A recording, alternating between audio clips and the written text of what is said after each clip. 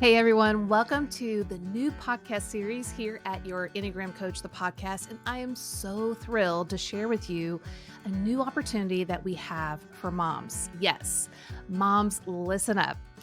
Have you ever had a longing for deeper connections with moms who truly understand your mom journey? Or do you crave a supportive community where you can be really authentic and true to yourself without the fear of judgment? Well, if that's you, then I have the perfect solution that you've been looking for, and that's Enneagram for Moms cohorts. Yes, you heard it. Enneagram for Moms cohorts. So just imagine joining a group of other moms who share your same Enneagram type. They're all coming together for 8 weeks, and we're going to have meaningful conversations. You're going to experience support and growth all together. So we've designed these cohorts to create lasting friendships with other moms who can truly understand you, your struggles, your desires, your aspirations as a mom. Now, we're going to have a certified Enneagram parenting coach lead these cohorts, and I'm going to lead the ones during the daytime, which I'm so excited to do. And we'll have some in the evening as well. And this is going to provide a safe and nurturing place for you to explore your personality, the challenges you have, the strengths you offer your family. And so there's so much in this opportunity. So, what we're going to do in these cohorts is we're going to use our curated guide sheets that are just for your type about being a mom. So, we have made these to bring awareness to your own journey and path of growth so that you can gain real understanding of what it's like to be your Enneagram type as a parent. But not only that, it's to help also foster really good conversations with the other moms in your cohort. So that way, your guys aren't just like, what are we going to talk about? Right. So we will bring up the topics at hand. You'll get to learn and explore more about your Enneagram type, why you do what you do, but then use that as a springboard to conversation. But not only that, each cohort is going to have their own private Facebook group community. Yes, this is where you're going to continue building those relationships and having further discussions throughout the week. So you're not going to want to miss out on joining one of the cohorts that fits you best because you're going to have deep friendships with other moms who get you. Not only that, they're going to support you and understand you. Okay, so the cohorts registration opens May 6th to May 13th. Perfect timing as a Mother's Day gift, whether for yourself, your spouse, your friend, your own mom, maybe your daughter, anyone that you know is an Enneagram enthusiast and would love to participate in something like this. But also, there are only 25 spots for each cohort, and there's one for each type in the daytime and in the evening. So you're not going to want to miss out. Definitely get in and register right now at yourenneagramcoach.com/cohorts. Now, these cohorts start on June 10th. So when you register, you're also going to get some extra fun little goodies like the parenting Enneagram strengths and weaknesses cheat sheet. Also, the parenting guide and understanding the 9 types of children.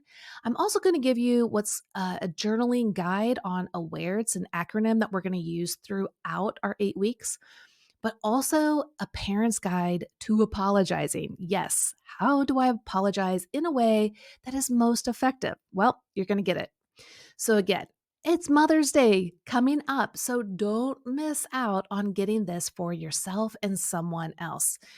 We are so excited for you to join one of these communities so that you can really feel understood, known, and validated. So join your cohort today at yourenneagramcoach.com/cohorts. Okay, so you're probably wondering, well, what is this going to be like before I sign up? I mean, like, what's the experience like?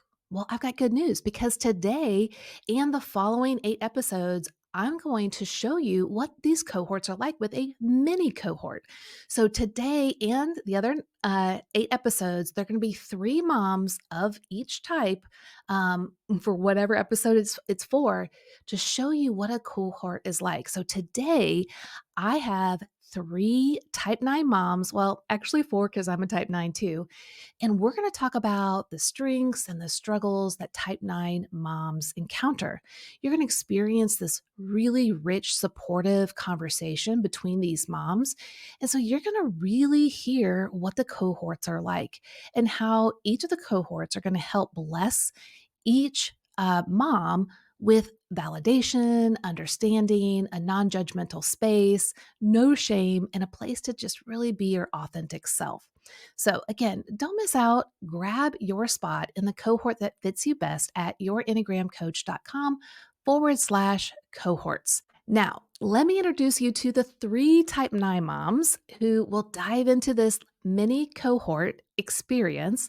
And I can't wait for you to meet them and experience what it's like for other moms that are very similar, but also have their own experiences to come together and to talk. So let me bring them on right now. All right. Hey, friends. I am so excited to have the 3 of you here so we can talk about what it's like being a type 9 mom. And I'm one too. So this is going to be super fun for me. I get to jump into saying, yes, that's me. And like, I totally get you. But before we dive in, I just want you to introduce yourself so that we get to know each other a little bit better. And then if you can say, like, who you're married to, where you're from, and then your kiddos, like their ages, what stage of life are you in, all that kind of good stuff. So let's start there. So who would like to go first? I'll I go will first. go first. Oh, see, that's why you Hi. volunteer, because then you talk over somebody. Somebody needs to do it. I'm Kristen Wunsch, and I'm married to Carl. We've been married for 21 years, and we live in Surprise, Arizona, which is in the Phoenix metro area. And we have 3 kids. Our oldest son is 11, second son is 8, and we have a daughter who is 4. Wow, Yeah. that's awesome. All right. Well, I'll pick so that you guys don't, because I told them, I was like, okay, so let's be assertive. And you guys are being awesomely assertive. So, Mandy, why don't you go? Sure. I'm Mandy Mitchell. I'm married to Andy, and we live in Normal, Illinois. And I have 3 kids. Simon is 16, Sylvia is almost 13, and Miriam is 10. And was there anything else, Beth, that you wanted? Well, we've known each other for like 15 years or whatever. It's Mm-hmm. been maybe even longer than that. So this is really fun to have you on because we've just kind of walked this journey of being type 9 moms for many years. And so I'm just excited to continue to carry on that conversation with you here today. Okay, Amanda, what about you? Hey, I'm Amanda White from Athens, Georgia. I'm married to Alex. We've been married 18 years this summer. We have a 14-year-old son, a 12-year-old daughter, and a 10-year-old son as well. That's awesome. And you're one of our certified Enneagram coaches, correct? I am. Yay, I love that. So this is just going to be a really fun conversation about just being us type 9s. So what I want to do first is to give us kind of an overview of what it's like to be a type 9 mom. One, not that you don't know because you do, as in your experience, but also for those that are listening to get a real sense of what it's like to be a type 9 mom, our strengths and our struggles. And then once I'm done just kind of reading through this, I'd love to just open it up for conversation between us. I'll lead us with some questions to make sure, we touch on certain points. But I can't wait actually to just have this conversation together. So let me give this overview of the type 9 moms. So understanding your experience as a type 9 mom begins with recognizing how your core motivations influence your parenting journey. So your fear of conflict, right? We all like fear conflict and tension, is really paramount to how we parent. And we just desire this inner peace and stability for ourselves and those that we're around. But sometimes it leads us to prioritize managing and maintaining that harmony at the expense of expressing our own needs and desires. So essentially, we, acknowledge that everyone else has needs and they have agendas, and we just want to go along to get along, accommodate. Hopefully, if we do that, then everyone's going to be happy and fine, and it's just going to be amazing, right? Um, but we struggle with losing a sense of ourselves. So the sloth that the nine has, it's not a physical laziness, because and I know that we are super busy people. It is a not knowing ourselves so that we can maintain this peace by over accommodating. And when we do that, the thing that kind of comes up time and time again for us is this sense of, does my presence matter? Do people see me? Am I known? Like, do I have any importance here? Or is it just about me accommodating to other people's needs? Now, so those are some of the core motivations that are underlying just our common type 9 mom parenting. Now, our primary parenting perspective is that we're warm, we're kind, we're focusing on nurturing relationships, and of course, fostering that peace and harmony. So, when we're with our family unit, what we're going to see the most is this sense of feeling. We have a sense, a sixth sense of feeling, intuition of how things are going. Are people okay? Are they happy? Are they sad? Are they frustrated? Are they whining? And how do I accommodate to them to maintain this peace and harmony? But the problem is our fixation on that leads us to suppress our feelings, our opinions, our needs, our thoughts, and then even expressing them in the truest form. And in fact, a lot of times we don't even know what they are. I know for me, when I started learning the Enneagram, when when someone would ask me like, well, so what do you want? I mean, I was like a deer in headlights, like, I don't think I've ever really thought about this. I'm so fixated on other people. Now, when we're parenting in autopilot, now this is really interesting. When we're on autopilot, we're unconsciously, and in a good way, and sometimes not a good way, guiding our children to become mini versions of ourselves. So, what we're doing as type 9 moms is we're emphasizing traits like calmness, gentleness, and empathy. Now, again, these are amazing qualities that all people should instill. But what happens in autopilot mode is we are basically trying to create a mini version of a type 9, and sometimes not even recognizing that our children might be a completely different Enneagram type, with different qualities and assets, and becoming little peaceful accommodators might not be where they're headed. So, especially like a type 8 child, they might be in a different trajectory. Now, learning those qualities, will that benefit them? Absolutely. But oftentimes, we're really just trying to force them into being little versions of ourselves. At least I know I have. Now, our communication style as we're parenting can kind of meander. Sometimes we're having a hard time figuring out what we want to say or how we want to land the plane, because we're really just not wanting any tension. So, okay, how can I word this? How can I say this in a way that will, make everyone happy and okay, at least enough to get them from here to there. But we also often say yes when we really would like to say no, or we'll say maybe, and really that is a no. So it's hard for us to have honest communication and conversation, because we intuitively know it's going to upset someone or make someone upset.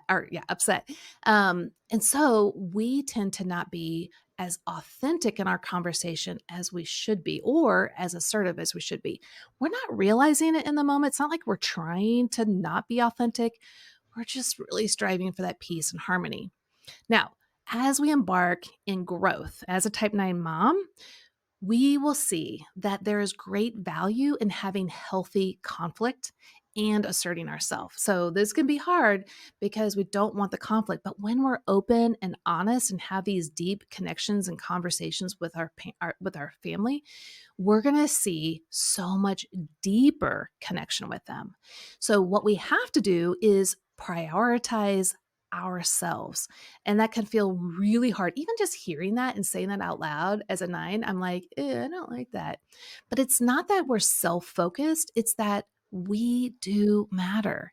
And when we cultivate a stronger sense of ourself, that our voice matters, our presence matter, we will actually show up in that same manner, being able to embrace conflicts and tensions, but guiding our kids on a path that is truly remarkable no matter where they're going in life's storms, right? Like that we're there, we're present, we're able to endure the ups and the downs with them.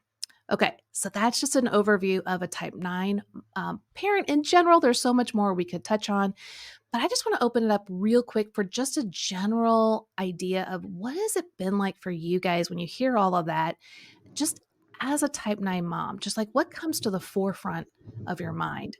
Like maybe some highlights, but also like what are the things that maybe others don't realize how hard it is to be a type 9 mom? So who would like to start? I can start. Great. So my kids are all very different. And I think I would say being a type 9 mom, I have the advantage of appreciating them, like their differences and seeing the beauty in each of them. But also, um, like Beth was saying, I do try to make them into peaceful accommodators. I try, and it doesn't work. Like it so but I and the one child that's very different from me is the one that um is the hardest for me because she is quick to speak and says what she thinks. And and then, so that is hard for me because, like, do you not see that maybe you shouldn't have said that or that was hurtful? And then my son, he maybe struggles with reading the room or knowing like what's going on. And I'm like, how can you not see that what's happening in this situation? And then my other child, she's more like me. And so I parent her more to try to get her to speak. Like, say what you feel. What do you feel? You should know, I want you to have a voice. So Mhm. I parent her more to bring out her voice because I don't want her to be like I was when I was younger and not knowing how I felt. Um, so I do parent them, wanting them to be more like me. Um, and I think that Beth has helped me to see that, like, I am who I am. I'm a 9. I'm a type 9 mom, and that's a gift to my children. Um, and it also has flaws. It has things that are not great that need to be redeemed, and that God is redeeming. Um, Yeah. so Yeah. No, I love that. Yeah. So the type 9 is able to see all perspectives easily and adjust for them, and honor them. We want them to all have, a place and to feel seen and that they matter. But like you said, it's true that, like, why aren't you like me? Like, why can't you be accommodating too? Or why can't you, like you said, read the room and adjust, to make everyone feel safe and heard and cared for. But not everybody has those skill sets. Or like a daughter who speaks so assertively. And that can be really hard because it's like, hey, wait, that was a little too much for this group or this room or this situation. And so those can be really big challenges for the type 9 who sees the world through our own lens, and then we want to shape them. Now again, like you said, the redeeming part of it is helping them to experience, like, hey, son, here's how to read the room, like helping him to move in that direction. But then there's that point of, us forcing them to be just like us. So I love how you were talking about the redeeming aspects, um, as us being a type 9 mom and seeing those strengths. Kristen and Amanda, what about you guys? What are some highs and lows in being a type 9 mom? Hmm. One of the highs that I thought of was, I think that it's one of my strengths to connect with my kids and to really prioritize the connection. And I think I've learned that, that's a really important thing as a parent anyway. And so sometimes I'll, going into the struggles also, I'll get down on myself a little bit for like, oh, maybe I shouldn't be like just like playing with you whenever you want. I don't do it whenever they want, but it feels like that sometimes. And, will you sit on the couch with me? Yes, of course I will, because I have time. And then, time goes by and I'm like, oh, maybe I need to get up and do something. So it is a little bit of both, but I think connecting is a good strength that I have as a parent, and each of them is important, and I like to connect with them in different ways. And I think I prioritize that.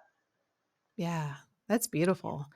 Yeah, and I'm assuming, so I'd love to hear a little bit more about connecting individually. My assumption, and this would probably be true for all of you moms, is you're literally studying your kids from infancy on up, just like we kind of do with all people, if we're honest.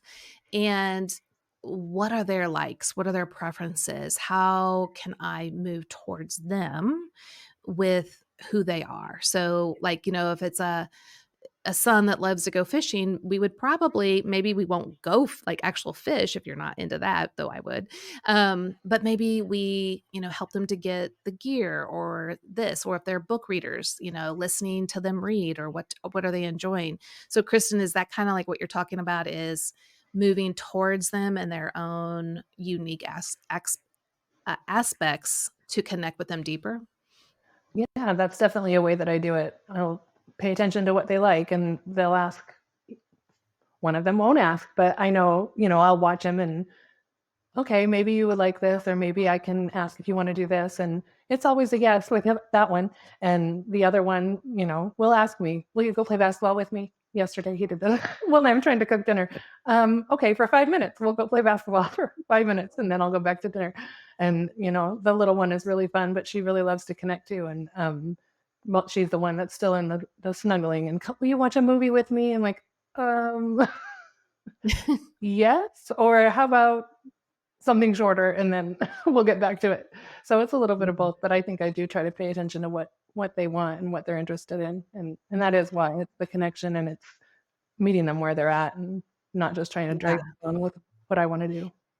And so what I'm hearing from you is that you're desiring to communicate to each of the kids, I see you and you matter, and I'm going to show you that you matter by moving towards you when you ask for my connection. Would that be kind of a way of saying it? Great way to say it. Mm-hmm. Okay. Now, but as a type 9 mom myself, I totally know what you're talking about.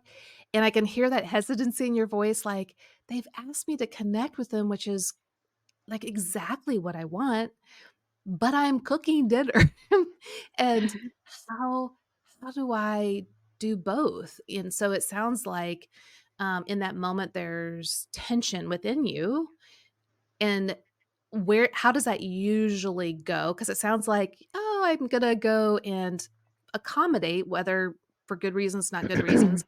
I'm gonna accommodate and actually connect with them, and then come back to said thing, chore, uh, cooking the dinner, whatever. But there probably are times that you really have to say no. And has that been hard? And how do you navigate that?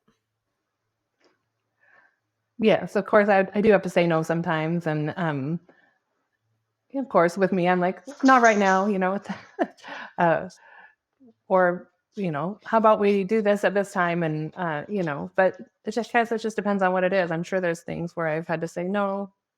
Well, there is actually. My 4-year-old wants another pet, and we're not getting another pet.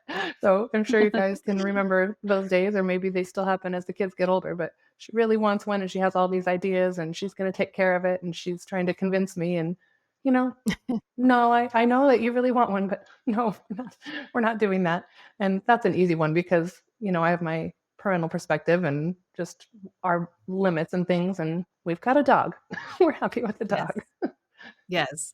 It is so easy for us nines to say, or to put our foot down, or say no, or be more assertive on things we absolutely don't want. We nines know what they don't want versus really what we want. So, like, if I don't want another pet, because I know how much work that is, it's much easier for us to say, no, we're not Mhm. going to do that, and to kind of just let that be what it is. It's in the gray that we get more accommodating because it's like, well, okay, I can kind of see. And it's hard for us to say no because, well, what if that upsets them, creates tension, conflict, all the things that happen with that. Amanda, tell us about you and your ups and downs and being a type 9 mom. Well, I would say being easygoing is definitely my strength, and being calm, of course. And my husband's a 7, and up until I really understood the Enneagram, I thought I might be lazy. He wants to go, go, go, and if he's got a day off, where he wants to go do something out of the house. If we're sitting around on the couch, he's like, "All right, we need to go do something. Let's go do yard work." And I'm like, not me and the kids are like, oh, and so after learning about the Enneagram, it's like, oh, he's different in that he doesn't feel good, and unless he's moving and busy and always has the next thing planned, and looking forward, and he's just different than us. My oldest is a 9. We were very similar, and um, very easy to parent, but I have learned that I feel like I very much dampened his emotions growing up, because I wasn't comfortable with sadness. So I would talk him out of being sad, or got bullied on the bus. And I say, like, oh, that kid must have problems at home. He didn't mean it, and I called the teacher immediately and said, better not happen again. Yeah. And just trying to, prevent any sad feelings was what I was doing for a really long time. And now I feel that I've caused a problem with him expressing his emotions and having it. He says he doesn't have emotions. And I'm like, you Hmm. have them. We've got to find them. So I can, break out the feelings wheel at dinner and tell me about a time you were, this week when you felt embarrassed, and I'm trying to like make conversation around feelings happen a lot more, because I just was, yeah, I'm just uncomfortable with the sads and the angries feelings. And so, and I've learned and I've gotten better about that. Um, and that's good. But by the time you're 14, you've kind of gotten into the habit of like shutting down, or Mhm. fixing those feelings. And so I don't like that happened. My youngest, who's 10, he does not have a problem with feelings sad and angry. And that's hard for me to cope with him and letting him feel those. He loves to do things like Rubik's Cubes and will cry for hours trying to solve it, will not give up, but will cry. And I can't help him because I don't know how to do a Rubik's Cube. And I have to leave the house. I cannot be in the room. My husband's like, oh, I think it's funny. Look at him. He's great. I'm like, I'm really glad he's persevering, but I can't be in the room while he's so upset about it. And so Yeah.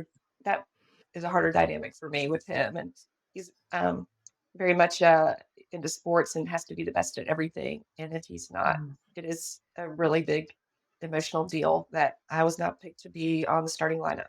And they don't understand. And it's not, and I'm like, well, maybe you're not, and I want to say very kindly, like, maybe you're not starting lineup material yet. You're the younger thing, and he will not hear it.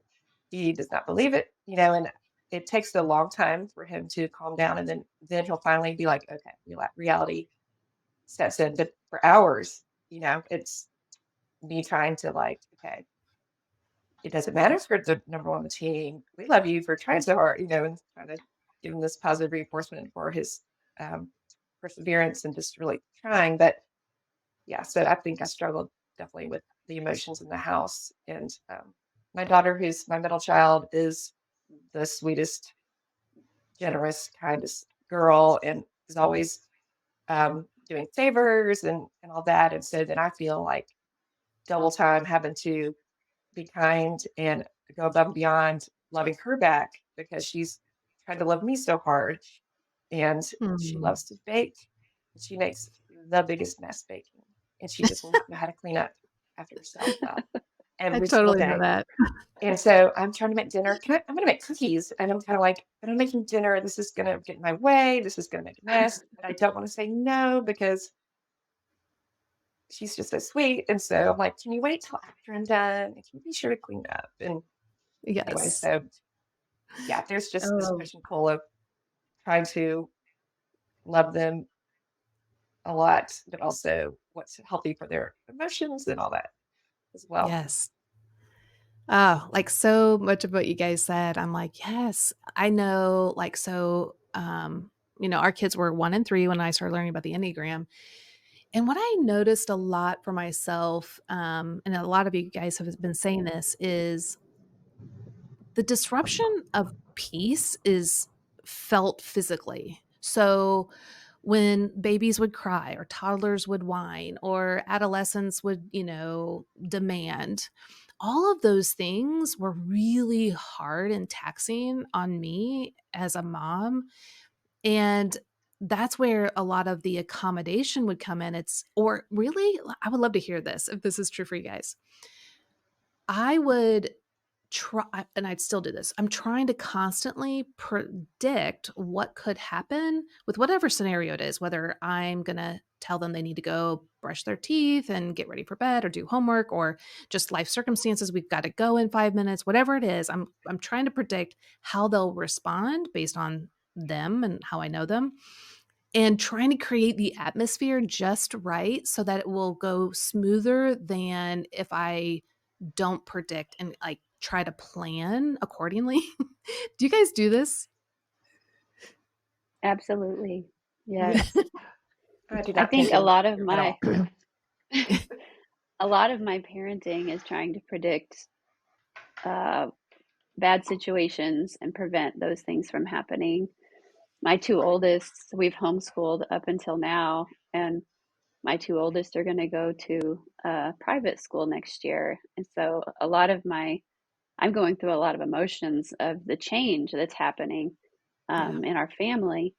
And so my daughter says to me yesterday, Mom, you're really a downer about like all the things that are going to happen at school. Like I'll say, well, if this happens at school next year, then how are you going to be prepared for that? And she's like, Mom, she's just so excited about going to school. And I'm afraid of the bad parts that are going to happen. There's hard things that are going to come with it. And I'm trying to predict those things and protect them from that because I know if it's hard for them, it's going to be hard for me.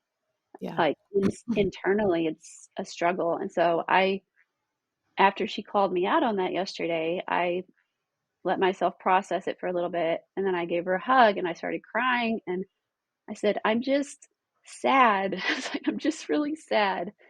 And I won't have control. I won't be able Mhm. to control the situation Mhm. as much as I've been able to thus far. So Yeah. it's Yeah, and For it's me, interesting, like, kinda talking about this because you can kinda hear that 6 part of us, like the type 6, like, I'm using the 6 part of my heart to plan and predict, but it has to do with relationships and connection and peace and harmony, right? And preventing the conflict or the tension or people being upset or hurt or not mattering. And so, but it's combining those 2 types together ultimately for the type 9's core motivations. Um, Let me tell you one quick funny story, and I would love to hear, Kristen and Amanda, if you have, if you've done similar things. So when my kids were about 3 and 1, we lived in St. Louis at the time, and in the winter, you just you have cabin fever, right? Like, especially with little kiddos, you're like, I've just got to go somewhere. And we lived in a small apartment.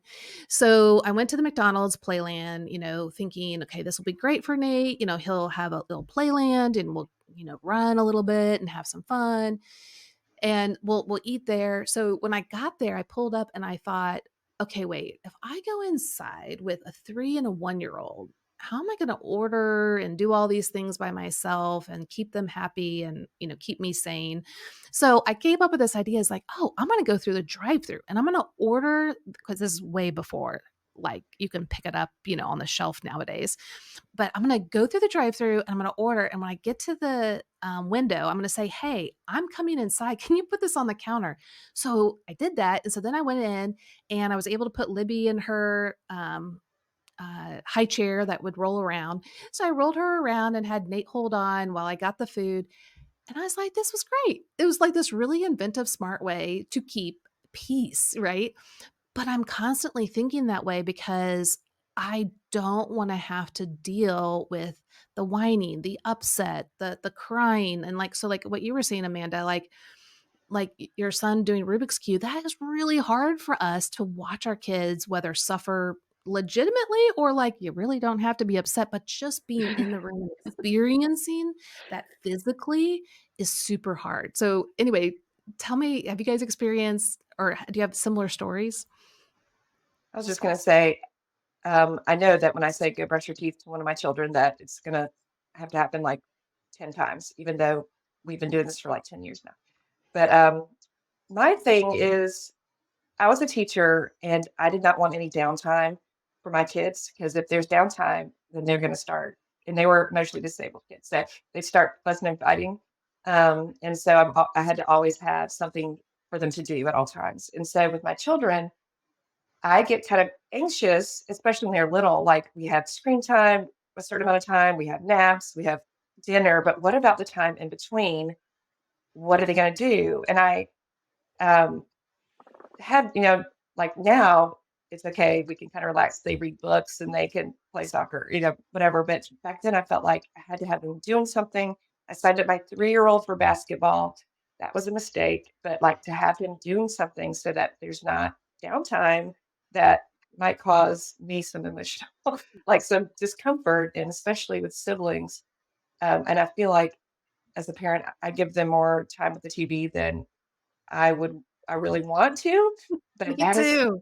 that is the best time. It's like, even especially when we're all watching a show together, like, "Can we watch a show together?" And I'm like, "Yes, Yes. we're together and we're not Yes. fighting and we're enjoying the same thing." And so I do have major mom guilt about the amount of screen Oh, absolutely. time. 100% on the TV. It's like, Yeah. yeah, but it's working really great. We're all happy right now. Or I can actually go, cook or I can clean or I can do whatever needs to Yeah. happen and they're happy, they're fine, so to speak, Mhm. right? Absolutely. Ah, so true. Kristen, what about you? Oh, it is hard to balance that screen time, isn't it? But I was kind of thinking or connecting when Amanda was talking about the sibling fighting and things. And Mhm. I think that of course, when they are fighting, it's a big stress to me. And, you can feel it in your body and I either yell and try to stop it or, Yep. scold them really, Yep. yell with my voice a lot, but, yelling for me. Um, and I think I realized probably through the Enneagram and realizing just the way that I naturally see things that I was probably trying to stop things and control them more than I should, and that I should really let, especially the kids, when they're dealing with something together, that it's really healthier for them to work it out together and when they can and to an extent. But so I try to like do a little bit better at letting them be loud, do their thing, figure it out. And sometimes I might need to send them out. That's fine. But I have noise canceling little ear things that try to Yes. use more that just didn't feel right in my ear, so I don't use them as much as I thought I would. But just to kind of keep that noise level down and makes me a little bit more calm and happy while Yes. everyone else might not be. Right. So my kids are 25, almost 26 and 23. And so that just kind of gives you guys a time reference. This is way before, it's like when they were toddlers and stuff, way before like noise canceling earbuds. I would have loved that because you can still hear, like the things around you, but it just kind of, at least for me as a type 9 mom, it just takes the edge off. Um but back in the day, because we didn't have that, I would take, those, wax earplugs for, like, swimming? I would Mhm. take those, and I'd make them really small and thin, and just put them where I could still hear enough, but to take the edge off, Mhm. because I knew that I was, over-parenting trying to get them to be again peaceful accommodators, little angels, like let's all be quiet and like keep our voices down, because that's what I wanted, that's what I liked. So if I would put those in, especially like in the car, it would allow them to be them in a healthy way, right? I mean, obviously, if they're doing something that's mean or destructive or whatever, obviously we have to jump in and parent. But if they're just being kids, it's like I kind of didn't want them to just be kids because it was so loud and so hard to like contain that energy.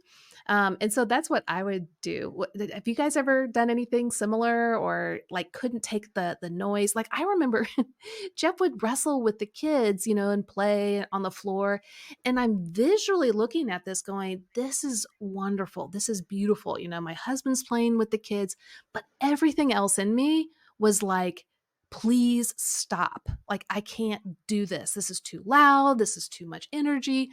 So I literally would let Jeff know, like, hey, I'm going to go in the other room and like take a break or just you guys have fun. But I know that I'm going to try to stop you all when I shouldn't. I don't have to.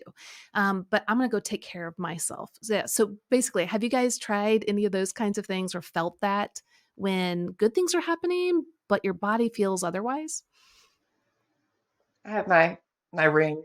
I go to my room and shut the door and yeah, because I also feel that stress. And when you mentioned babies, like I refuse to work at my nursery at church. I'm like, I have PTSD or something because I can't be there with babies crying that I can't fix or even don't even want to fix. But and so I feel Mhm. bad that they're like, well, we don't want people in there who don't really want to be in there. I'm like, okay, I'll do 4-year-olds, I'll do 5-year-olds, but not babies, Yes. not babies. Yes, absolutely. Mandy or Kristen, what about you guys? Do you do anything to kind of help curb the intensity of well, actually, Kristen, you said you put the earbuds in, but do you guys do anything else to kind of curb what's going on, whether removing yourself or doing something else? I find I actually could use some improvement probably because I find myself sometimes in like that wrestling scenario or when dad's having a really good time with the kids, which he is very good at. But it gets very loud and sudden noises and you're like, whoa. And I can kind of feel myself doing that kind of like um, passive aggressive, like, hey, it's getting a little loud in here or something. Right. Exactly. Yes. It's not Yeah. necessary. And it's hard because it's like, and there's times where, we can't get away and so there's times where we can endure it a little bit. And there's other times like we're really struggling and we have to just ask like, hey, this isn't the time for me. Can you guys kind of keep it down? Or we can't just not attune to our own needs and stuff. Mandy, what about you? Have you done anything similar? Well, I mean, the little years were very difficult for me. Just I would say, just all of the chaos of having small children was very hard. Um, and like, there was a time when we had moms group from our church that we would rotate hosting uh, the moms and young kids to come to your house. And the week that I was supposed to host, everyone RSVP'd. So it was going to be like 12 adults and 20 to 30 kids. And I couldn't sleep Yes. the night before. At 4 in the morning, I emailed everyone and said, I'm not feeling so well. Sorry, everybody. Like, so they all ended up doing something at the local library or something. But I was so just even envisioning all of the people and the small children in my house. I was like, I can't do it. I just can't do it. I mean, it was just Yeah. overwhelming. And my house tends to be more quiet because I don't like loud. And so when I go visit someone else, their house can be super loud and kids are more chaotic. And I'm just thinking, how do you live like this? Like, what is going on here? And then I go home and I'm like, everybody be quiet now. Let's go Yeah. read in our rooms, So Right, exactly. Oh my gosh. So Jeff, was a pastor for about 20 years and he loved small groups. Like that was his forte. And he wanted small groups every week. And I was this every week I was a wreck. I mean, it was and then one day so our church was 1 mile away, so it was great, and then they had, youth group the same night as our small group, and the youth group, there was some volunteers that had kids, so they had to have childcare there. So I capitalized on that. So I had all the parents take their kiddos there because we were already paying these caregivers there. And then they would just drive 1 mile and we could all enjoy, the adult conversations. I mean, it was like this beautiful thing, but I'm the same way. It's like so much energy. Or like, what if parents aren't watching their kids? Like, is the dog gonna like jump on a kid, or are they gonna like spill something? You're just envisioning all of this chaos and it's just too much. Y'all can hear it in me. It's like, I can't even go there. Like you were saying, Amanda's like PTSD. It's like, no, I can't do it again. But here's one thing, because I know my kids are much older, and I'd love to hear for some of you, because actually your kids are like in this teenage year. So I'd love to hear, because I bet you're kind of like right in the middle of this.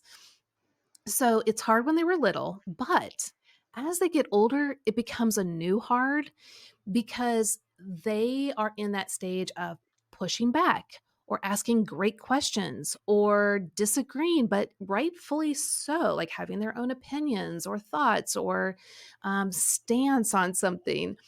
And with my husband being a type 6, he was perfectly fine carrying on conversations that were, let's say, more debates than arguments. Oh my word, hate that, because like everything in me is like, this is on the precipice of conflict and like disruption. But just even the feeling of the back and forth just feels so horrible. But I'm sitting there going, again, it's kind of like him wrestling with them on the floor. Like I'm going, there's nothing wrong with this right now, but everything in me can't take it. And so then I just have to, let them know like, hey, you all have fun with this conversation. I'm going to the room. Or if I can't leave the situation, hey, can we like do some other conversation? This just is not going to work for me right now. And of course, they all know me well enough. They know why this is a thing. And then sometimes I try to sit and like endure it. But are you guys at that stage now with your kids, some of them being a little older and kind of expressing themselves now? And like, how do you deal with that, at least what it feels like as a 9, as tension and conflict? As long, I mean, I if I see the conflict happening and hear maybe one of my kids say something to my husband that I know is not going to go over well, that's when I start to feel that like, oh my gosh, why is this happening? I hate this. Just I see the like the tension just starting to grow in the room.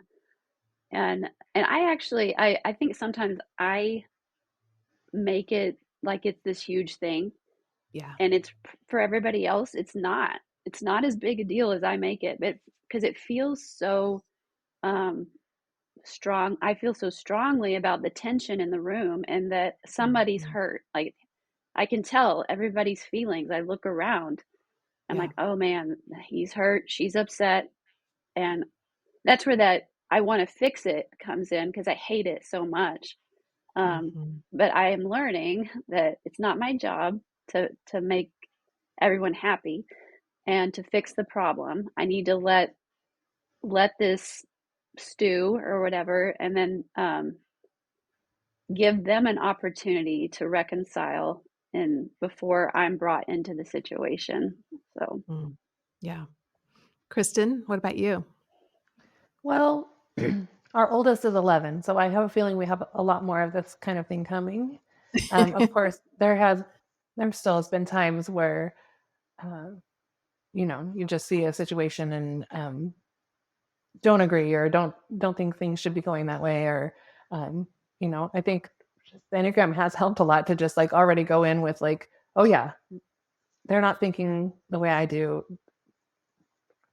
My husband's not going to do things the way I would. And so just like letting some of that go is probably a good thing, but it is hard. And, just feeling that conflict and tension is pretty tricky for us, I think. Yeah, absolutely. Amanda, so what about you? Because your kids are, I think, a little older, like older teenage years, right? Or some of them? No, I have a almost 15 and a 12-year-old and a Okay. 10-year-old. Um, However, my 14-year-old being a 9 or just his personality, like we don't have conflict very much at That's all. good. Yeah. The Mhm. most conflict we have is when he's mad that I'm not disciplining the youngest the way he thinks I should. Sure. Yeah. Mom, take away his screen time, and I'm like, I wouldn't have taken away your screen time. I should have, but so that's when really most of our conflict is that. But besides that, and I kind of worry a little bit in the future, like, is he going to be able to stand up for himself? Is he going to be able to speak up for Mhm. himself? Because he does kind of like, it's fine, we'll just do it. Like his Mhm. dad wants him to go work out or go hit the baseball, do things that he doesn't want to do. He's into soccer now. And, like, you don't have to go if you don't want to go. And I have to keep saying, like, you can tell dad, I don't want to do that. You don't have to do that Yeah. because then you don't want to hurt dad's feelings. Or you could say, Dad, let's play kick the soccer ball instead, and I'm trying to coach him a little bit on how to say what he wants, instead of just going along. I mean, he's kind and he wants to preserve people's feelings, but also, yeah, I mean, we care about what you say. We want to know what you think. And Yeah. my daughter doesn't. I mean, she's not yet in a place where she's being difficult. Thankfully, she's very open with me, and you're my best friend, and all this, and so that makes it harder for me to, um, and be enforcing rules on her. Like I said, she understands. I explained, like, no, you can't have social media. This is why. And then she's like, Mhm. okay, well, you're right. Then I don't want social media if it's going to be like that. Like, Yeah. okay, Yeah, that's you're kind of in the eye of the storm, right? Like, right. It's not going to be this.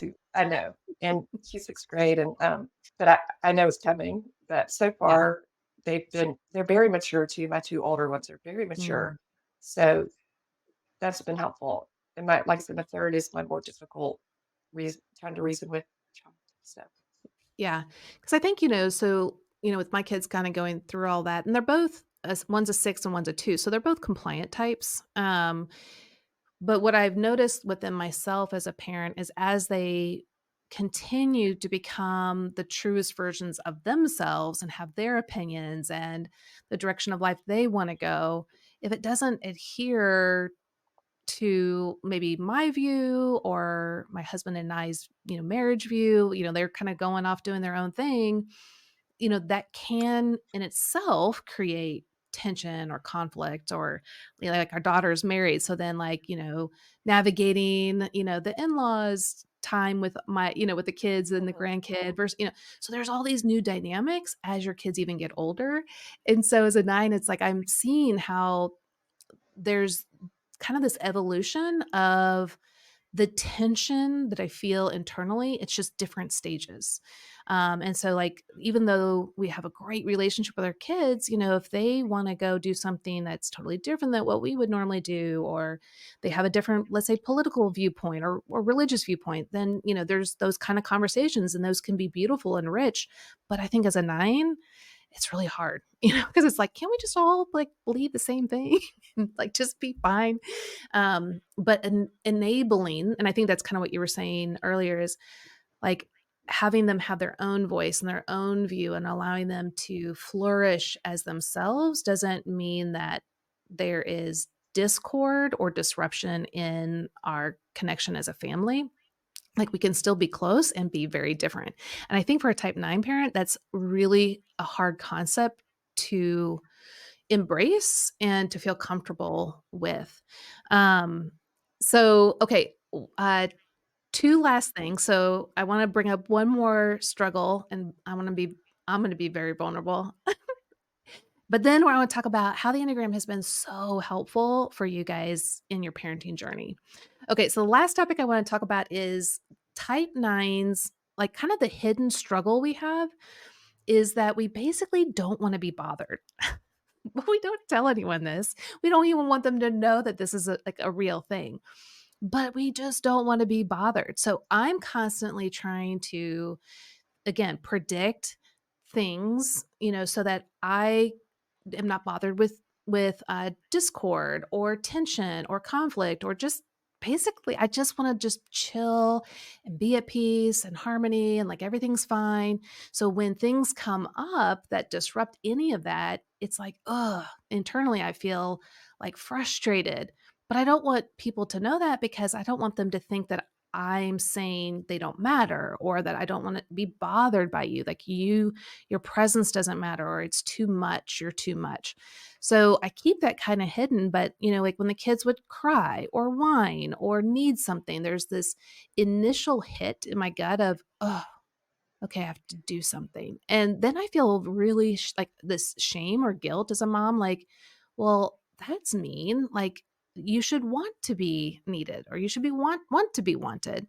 And so I had this internal um tension within myself of, I do want to love and nurture my kids, and I just kind of want to be left alone and have peace and harmony.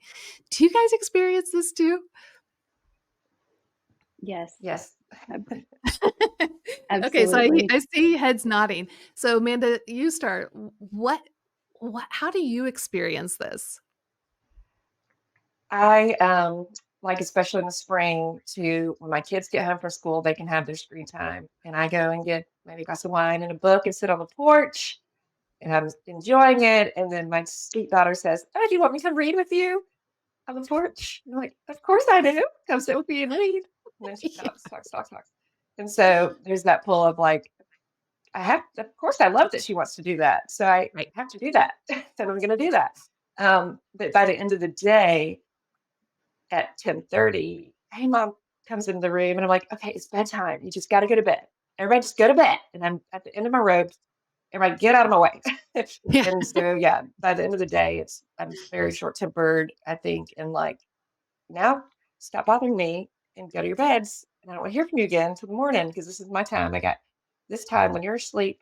I know nobody's going to bother me. And I will not go to sleep until my people are asleep and I've had time by myself. Yep. Nobody bother me, and then I can go to sleep. And sometimes that's very late at night. And my husband does not understand why I'll stay up so late. I'm like, I just want to be by Mhm. myself. Yep. Nobody bother me in my own house. Yes. And it gets more tricky as they get older, because then Yes, they stay up definitely. later. It's like, Yeah. wait, what's happening? Yeah. Yeah. Mandy, what about you? Oh, yeah. So I think this would be one of my hardest things for me is people coming to me with anything. Um, just questions of what are we having for dinner? What are we doing today? What are we doing tomorrow?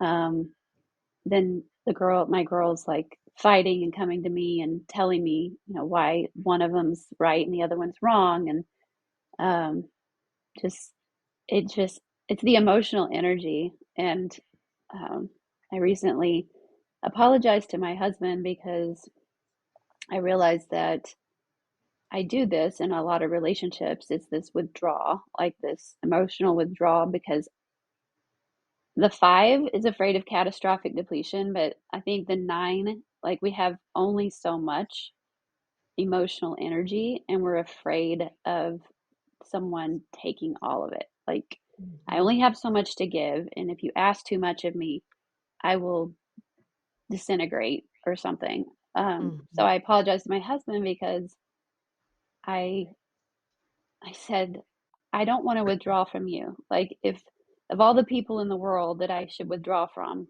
I don't want my husband to be the one that I close myself off or I just shut down, like just kind of go into a numb place. Yeah. Um, and so I'm learning that, but I also have to have boundaries because I don't have an endless amount of emotional energy for people. So, and that's, I think knowing yourself is so important. And the Enneagram really helps with that so much. Maybe that's Mhm. why the nines like the Enneagram so much, is because it gives us language for understanding, like, why do I do this? Like, why do I Mhm. shut down? When I really don't want to, I feel Right. guilty if I do that. I feel like I'm not there for my people when they want me to be there. Mhm. So, Yeah, I totally feel that. Like there's just so much internal shame or guilt. It could be both of, I so desperately want to be there for you guys. I want to give you what my core longing is, which is your presence matters. Like I want them to feel their presence matters. And I try so hard to give that to everyone and to know them well. And yet I also expend myself to the point where I just like I can't even go any further. But then it's like the fear is, but what if I don't take the next step to show them that their presence matters? Are they going to believe that their presence doesn't matter? Like, are they going to feel that I don't think they're important or special? And so I keep kind of pushing myself to quote unquote be the best mom, of course, through the lens of a 9, and listen one more time or sit with them one more time. And I think what happens is I negate what I need and how to take care of myself in the fear that they would think that I'm saying their presence doesn't matter, or they're not important enough for me in that moment. And that is such a strong driver for me as a mom. Kristen, what about you? Well, listening to you guys, I actually think I don't connect as much with that one. And it may be, I know that I have a strong social subtype. Uh-huh. And Yeah. so I don't really get super drained, or I don't feel a lot of what you guys are talking about. I'm sure there are times, and night times are of course harder, and like, let's just go to bed. And I do the stay up late by myself and for hours, and longer than I ever thought I would be before I had kids. So I do get some energy back that way, but I think I don't recognize it as much as it sounds like you guys might when it's happening, or I don't feel that depletion, or that like I just need time away, and that just might be that social drive or whatever. Yeah. I don't know. Can you pass some of that over here? Yeah. Yeah, Love I'm a to. No, I love that. I'm self-pres, so I'm Yeah. definitely more introverted, and just I'm totally fine, like, not talking to people for long periods of time, which my social daughter cannot understand at all. If I'm by myself, she's like, "Are you alone? Are you lonely? Do you feel Aw. lonely?" I'm like, "No, never. I never feel alone, like, ever." She just doesn't understand that at all. It's funny. Amanda, what are you self-pres, social, I or am one-to-one? You're self-pressed. self-pres? Yeah, and I'm the one-to-one, and so I'm highly fixated on merging, especially with, like, Jeff, and so it's exhausting, and so there's this sense of I just need my own time and space. Okay, so let's dive into just wrapping this all up. I'd love to hear, how has the Enneagram helped you as a type 9 one, type 9 parent, um, become a healthier version of yourself and enjoy yourself, and to know that your presence matters and that you're so important. How has the Enneagram helped you, and where have you seen it help you the most? I'll start. Pursuing my coaching Enneagram coach certificate, what I didn't know was such a growth for me as a 9. As I'm doing it, I'm like, oh, this is what I'm doing. I found my passion. I forgot I'm not just loving my kids and driving them everywhere and 100% mom. I had a passion before I had kids, and I Yeah. forgot what it was. And I rediscovered it by reading some books that were interesting to me. And I'm like, gosh, I love this so much. I want to do more of this. And so just finding my passion was just so great. And I work very hard at it, and I love it. And my husband sadly does not like his job. Hmm. And I'm like, I really love what I'm doing. I find it so interesting. I wish you could find something you love so much. But I think it's a really, I love that my kids are seeing me pursuing a passion and loving something besides them. They know I love them, and I still spend 90% of my time thinking of them and doing things for them. But it's very healthy. I feel like that they see me pursuing my interests and Yes. passions. And even just like my husband loves the cold and I like the hot. He loves hiking and going on vacations that are skiing and work, what I consider work. Skiing's hard. Just getting dressed is hard to go skiing. But Yeah, that's true. he was deployed. And so I did a lot of things that I wanted to do that he would not have wanted to do, including taking my kids to Hilton Head and just sitting on Mm. the beach in the morning, reading by myself for hours. And it was the most amazing thing. And I'm like, I can say, why don't we go to the beach instead of skiing this year? Or stand up for what I want for my vacation, or make that more known. And um, yeah, because that's healthy, and I want my kids to see. me doing that as well, modeling that instead of, okay, whatever y'all want to do, we'll just do what y'all want to do. Yeah, So that's one that's way that great. I've definitely grown and seen and pursued that, knowing that that's me growing. I can keep moving forward with this, using my three energy to be. I'm afraid of failure. I really am. Mhm. But I also have this three path that I can go to and keep working hard. And I'm not going to fail. I'm not going to fail. I tell myself I can keep doing this, and I haven't failed because I've been learning Yeah, and growing. And people are like, "Gosh, I have seen such growth in you." And I'm like, "Well, then there's no failure if that's what's yeah. happening here." I love that. Yep. Self growth, knowing ourselves, going with our passions while we still, are loving others in the moment, and accommodating when necessary and when it's healthy, but also asserting ourselves is, such a beautiful thing. Mandy, what about you? How's the Enneagram really helped you in being a mom?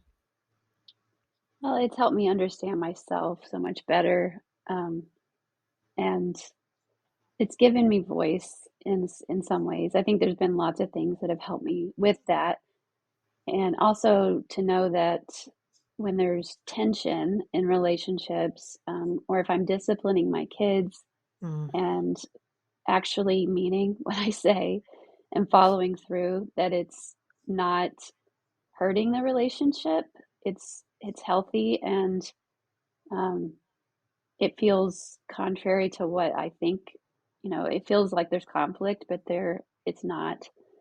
And so it's helped me with just kind of being firm with my kids instead of being, kind of like, I don't know, maybe I should discipline you. I don't know. Um, so it's helped me in that way. And I've learned, like, my favorite name of God is the God who sees. mm, And the Hagar story, where she says, "You saw me, he mm. sees me." And so I think I love that God sees me no matter what, when I feel like nobody else does. And I also bring that to others in relationship, especially like quiet people or people on the margins. I move toward them, and I want them to know, like, I see you. And that's part of like a gift from God, that He put that on my heart to see people, like He sees me. And I do that Mm. with my kids. I see them. Like you said, we study our kids from the time they're little. So just seeing like each of them individually and what they're struggling with, or what drives them, what their passions are. So it's helped me in a lot of ways. But those are just a few. Yeah. Kristen, what about you? Oh, I think understanding myself through the Enneagram, and then understanding how different others can be, including my kids. And so I brought that into the lens of not really necessarily knowing what number they may be, but having some ideas and watching how different some of them are. And it really does help just to go into that with that mind frame of, okay, you are different. You could be looking at it this way. And Yeah. with kids or anyone, and it really just does help uh, to calm things down, which of course I like. um, and I think Yeah. helped me to maybe be more confident in my communication also. Like, yeah, I can go ahead and say something, and I should. And so I've realized Yeah. that, like, instead of holding back, like, some people will appreciate uh, that I'm going to say this, or that they might have a different opinion. And Mm. then that it's good for me to go ahead and say things that are on my mind. So things to grow in, but also that I've been working on, I think. And Yeah. No, that's great. Yeah. I think like for me, like you guys have said, so many things helping. I find the Enneagram fascinating because it's like a cheat sheet for us nines to really understand others. Cause like we're always trying to understand others and their point of view, but it's like just such a quicker way of doing it. It's like a cheat sheet. But more than that, understanding myself, like you guys said, because before the Enneagram, I was like, I don't know what I want. I'll just go along with whatever you say. Fine. And thinking that's loving. And to a degree that is, right? Some accommodation is healthy and loving, but not knowing myself, not asserting myself, not developing myself and my passions and my gifts, that's not loving to myself or to others, and it's not God honoring. So by really studying who God created me to be, and to then take that next step, even if it's a little step, into asserting myself, my passions, my desires, has been so hard, but so rewarding at the same time.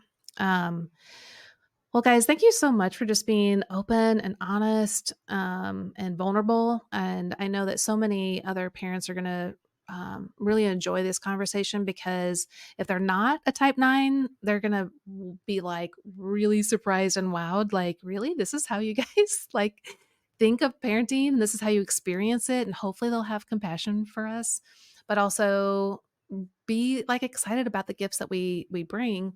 But for those type 9 parents out there, they're going to feel so seen, understood, and validated. So I just really appreciate you guys spending the time to do a little mini cohort, as an example of what's to come with our cohorts for, at least to begin with, Enneagram for Moms cohorts, coming up here really soon. So thank you guys so much for being with us, or being with me today. Thank you. Thank you. Wow. I am just so blessed to have these type 9 moms with me, especially today, being a type 9 myself, and just having them be authentic and vulnerable about their experiences. I hope that you can see how being a part of a mini cohort could be so enriching to you, to feel validated, to feel seen, known, heard, um, as a parent. So that is really what it's all about. Now, we'll be taking you through a guided series so that you can explore and learn more about your strengths and weaknesses and growth path as a parent, as a mom in the cohorts. But this is just to give you a glimpse of what it's going to be like. And we're really excited for them to start. So, if you are interested in being a part of a community like this, we are opening registration for Enneagram for Moms cohorts on May 6th. So it's just around the corner. So if that is something that you're interested in, be sure to write down the website, yourenneagramcoach.com/cohorts. Now, there are only 25 spaces per group. We'll have one in the daytime, one in the evening. So don't miss out in grabbing your spot. Again, it opens on May 6th to the 13th. So this would be a great Mother's Day gift for anyone, for yourself or for someone else. And I'm really excited because our newest book, Enneagram for Moms, is coming out July 9th. So we've really paired this up to kind of come out and be released at the same time. Now, the cohorts will start on June 10th, and the book will come out in July. So again, grab your seat today. Grab one for your mom, your sister, your wife, your daughter, whoever is an enthusiast of the Enneagram and a mom. They definitely want to be a part of these cohorts. They're going to have such rich, life-giving relationships from this cohort. Okay, so yourenneagramcoach.com/cohorts. Now, next week, we're going to have another mini cohort with type 1 moms. And then the following weeks, we'll go type 2, 3, and so on and so forth. So join us next week as we experience the same thing, but from the type 1 mom's perspective. Can't wait for you to be with us then. See ya.